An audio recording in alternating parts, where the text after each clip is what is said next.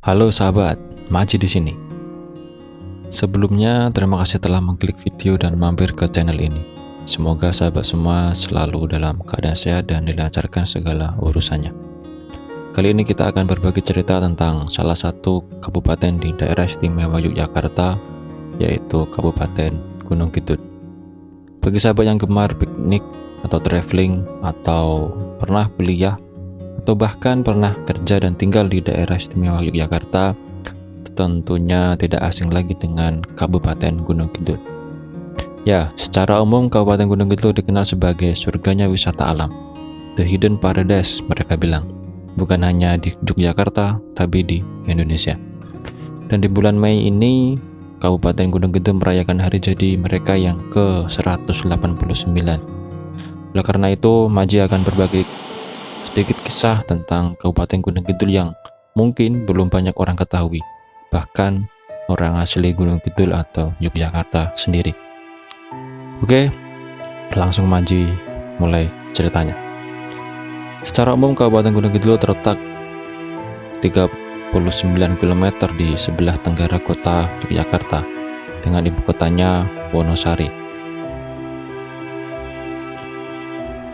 Terdiri dari 18 kecamatan dan 144 kelurahan atau desa.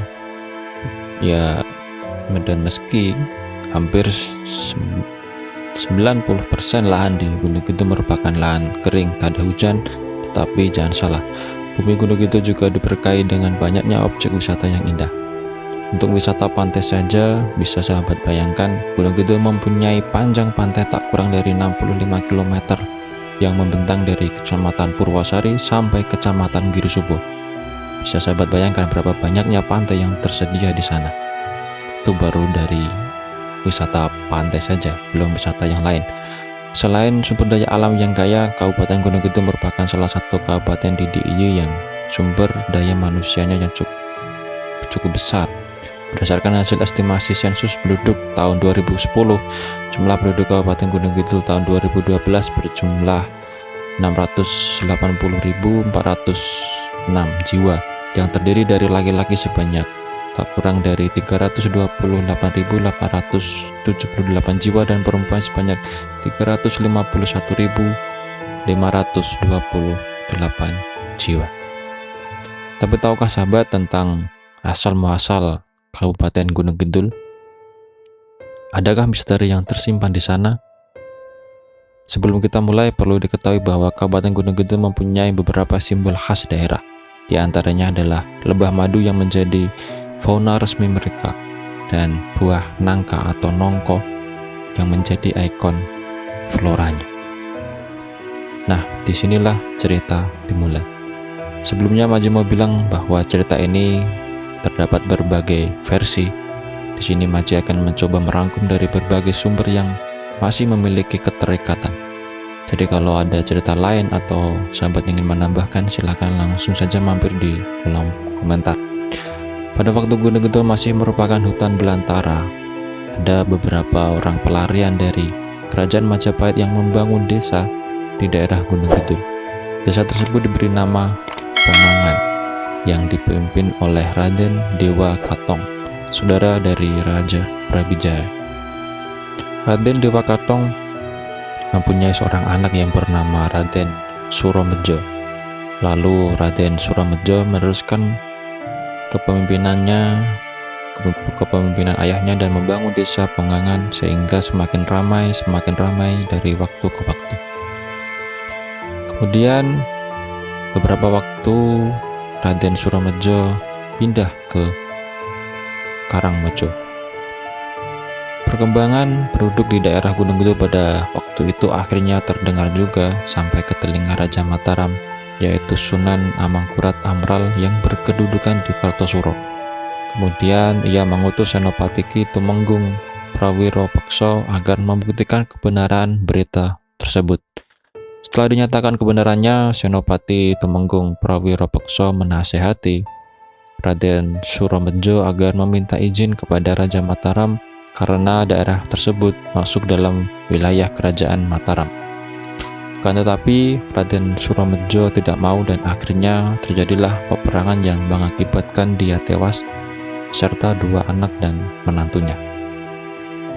Akan tetapi ternyata masih ada yang selamat, yaitu Kanjeng Raden Tumenggung Poncodirjo yang merupakan anak dari Raden Surambejo. Kemudian Raden Poncodirjo menyerahkan diri oleh Pangeran Sumbernyowo Raden Mas Said atau Pangeran Mangkurat I pada waktu itu, kemudian diangkat menjadi Bupati Gunung Kidul pertama. Kepemimpinan Tumenggung Poncodirjo dimulai sejak Gunung Kidul masih beribu kota di Pati Genjahan Ponjong, ketika wilayah itu masih menjadi bagian wilayah Solo. Pengangkatannya sebagai bupati diyakini setelah masa peperangan Pangeran Diponegoro. Hal tersebut dikuatkan oleh Raden Mas Surdodingrat dalam bukunya yang berjudul Pemerintahan Projo Kejawen. Sewaktu memimpin, Tumenggung Poncodirjo mengalami sakit mata sehingga mengakibatkan kebutaan, sehingga sebagai pelaksana tugas kepemerintahan dipercayakan kepada Panji Harjo Dipuro dari Kepanjen Semanu. Karena itulah ada perintah dari Kesultanan Yogyakarta pada waktu itu untuk mengganti bupati agar dijabat Panji Harjo Dipuro.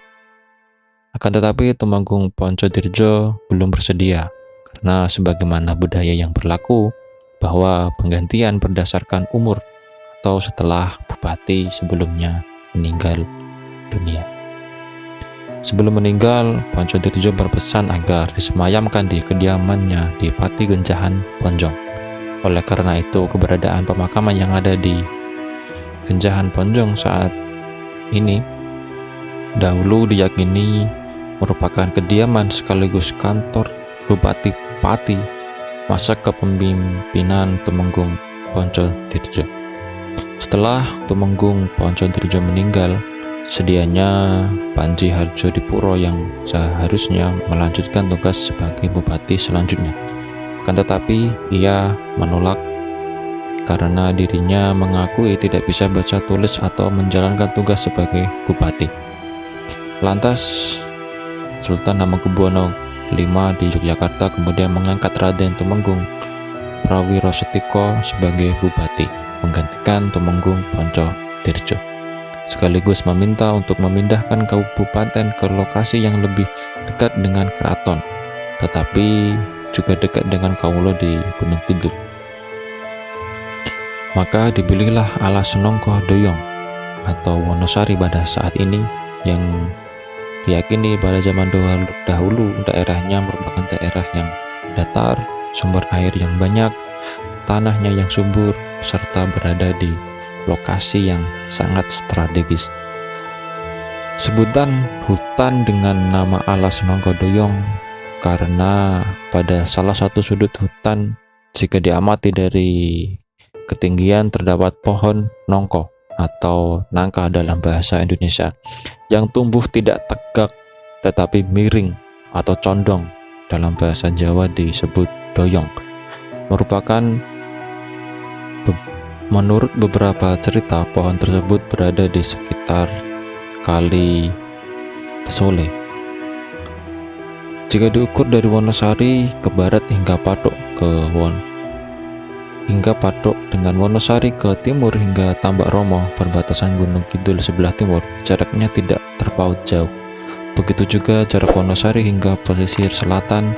Dibanding dengan utara hingga perbatasan Klaten, jaraknya hampir sama. Jadi di sini dapat sahabat lihat bahwa kota Wonosari bisa dikatakan pusat dari wilayah Kabupaten Gunung Kidul, sehingga lokasinya sangat strategis, tepat di tengah-tengah.